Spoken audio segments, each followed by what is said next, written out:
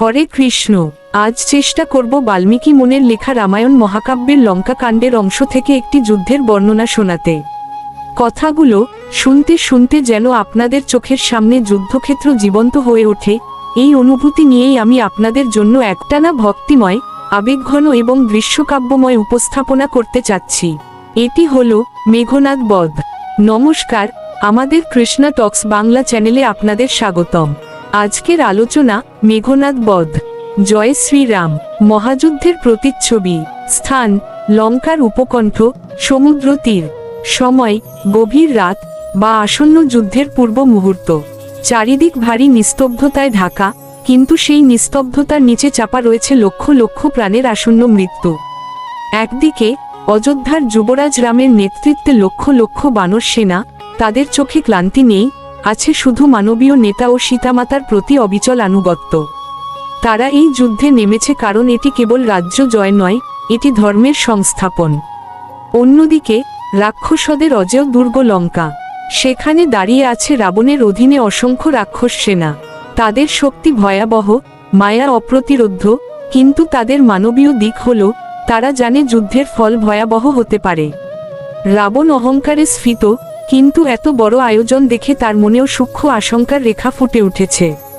এই যুদ্ধ আর কোনো সাধারণ যুদ্ধ নয়, এর মূলে রয়েছে এক নারীর হরণ, যা তার সমস্ত গৌরব ও ক্ষমতাকে প্রশ্নের মুখে দাঁড় করিয়েছে।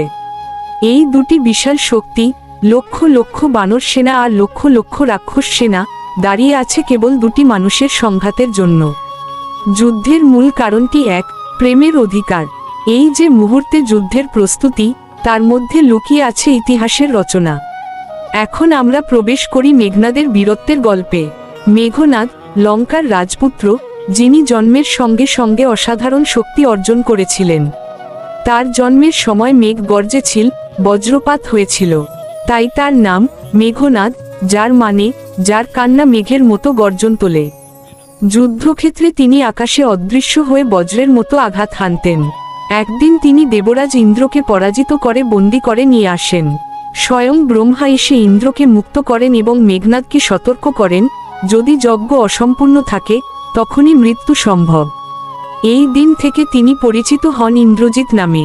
প্রশ্ন জন্মায়, মেঘনাদ কি কেবল পিতার প্রতি আনুগত্য দেখাচ্ছিলেন, নাকি অধর্মের পক্ষে অবস্থান ছিল? ভগবান শ্রীকৃষ্ণ গীতায় বলেন, শ্রেয়ান স্বধর্ম বিগুণ পরধর্মাৎ সনুষ্ঠিতাৎ। স্বধর্মে নিধনং শ্রেয়, পরধর্ম ভয়াবহ। অর্থাৎ নিজের ধর্ম অসম্পূর্ণ হলেও তা শ্রেয়, অন্যের ধর্ম অনুকরণ করলে তা ভয়াবহ। রাবণ অধর্মের প্রতীক, তাই তাকে সমর্থন করা মেঘনাদের জন্য স্বধর্ম নয়, মোহ। অন্যদিকে লক্ষণ, শ্রীরামের ছায়াসঙ্গী, তার প্রস্তুতি আলাদা। বনবাসের 14 বছরে তিনি পালন করেছিলেন ঘুম ত্যাগ, ব্রহ্মচর্য ও সংযত আহারের ব্রত। এই ত্যাগ এবং ভক্তিই তাকে সেই যোদ্ধা বানিয়েছিল, যিনি ধর্ম রক্ষার জন্য প্রাণ উৎসর্গ করতে প্রস্তুত। এভাবেই ধর্ম, ভক্তি, অহংকার এবং মানবীয় আবেগ সব একত্রিত হয়ে রচ্ছে মহাকাব্যের এক অমর অধ্যায়।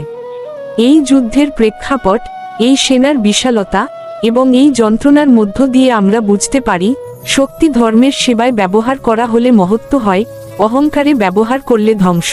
রাবণ ছিলেন অধর্মের প্রতীক, তাই তাকে সমর্থন করা মেঘনাদের জন্য স্বধর্ম নয়, মোহ। দূরে যুদ্ধের ডামাডোল শুরু, মাটির কণার সাথে ঘাসের কাদা উঠছে, ধুলোর মেঘ যেন বায়ুর সাথে যুদ্ধ করছে। নিকুম্ভিলা যজ্ঞ, অগ্নিকুণ্ডের লালাভ শিখা, কুণ্ডের চারপাশে মন্ত্রোচ্চারণের গুঞ্জন, শঙ্খের ধ্বনি দূর দূরান্তে প্রতিধ্বনিত হচ্ছে। যুদ্ধের মোড় ঘুরল যখন রাবণ বললেন, এই শেষ সুযোগ, যাও নিকুম্ভিলা যজ্ঞ সম্পন্ন করো। কিন্তু এই যজ্ঞের উদ্দেশ্য ছিল অধর্মে ভিত্তি করে। ভগবান শ্রীকৃষ্ণ গীতায় বলেন, অফলাকাঙ্ক্ষীভীর্যজ্ঞ বিধি নির্দিষ্ট জ ইজ্জতে যষ্টব্যমেবেতি মন সমাধায় সাত্ত্বিক। 17তম অধ্যায়, শ্লোক 11। ফললিপ্সা ছাড়া এবং ভগবানের সেবায় নিবেদিত যজ্ঞই সত্যিকারের পবিত্র। মেঘনাদের যজ্ঞ ছিল অহংকার ও প্রতিশোধের, অতএব পবিত্রতা হারিয়েছিল। লক্ষণের অভিযান, যুদ্ধক্ষেত্রে শঙ্খ বাজে, ঘোড়ার রেশাধ্বনি, ঢাকের তালে তালে পদক্ষেপ। নিকুম্ভিলার বেদিতে মেঘনাদ মন্ত্রোচ্চারণ করছেন, শিখার ছায়ায় লড়াই তীব্র। হঠাৎ ধুলোর ঝড়, রামদূতের রথ এগিয়ে আসছে।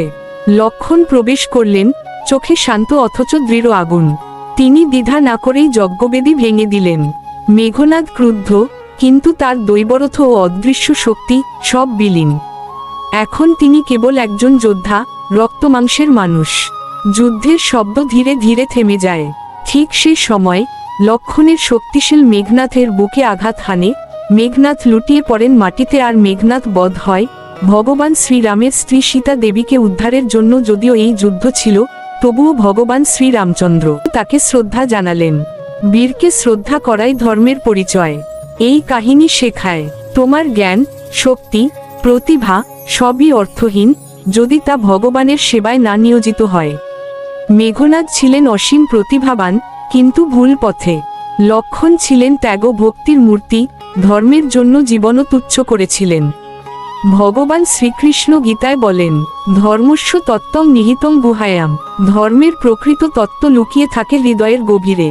প্রতিটি কর্মের উদ্দেশ্য হোক ভগবানের সন্তুষ্টি, তবেই প্রতিটি কর্ম পরিণত হবে সাত্ত্বিক যজ্ঞে, আর প্রতিটি যুদ্ধ আত্মজয়ের পথ। ভিডিওটি ভালো লাগলে লাইক দিন। আপনার একটি লাইক আমাকে আরেকটি সুন্দর ভিডিও বানানোর আগ্রহ বা প্রেরণা যোগায়। সাবস্ক্রাইব করুন, কারণ হৃদয়গ্রাহী ধর্মীয় আলোচনার ভিডিওটি আপনার মোবাইলে পৌঁছে যাবে। বন্ধু বা অন্যদের জানার জন্য প্রয়োজনের শেয়ার করতে পারেন, কারণ ভালো জিনিস শোনার অধিকার সবার আছে। এবং কমেন্টে স্বাস্থ্যসম্মত আলোচনার জন্য লিখুন। প্রতিদিন রাত 8টায় কৃষ্ণ টক্স বাংলা চ্যানেলের সাথে থাকুন। হরে কৃষ্ণ।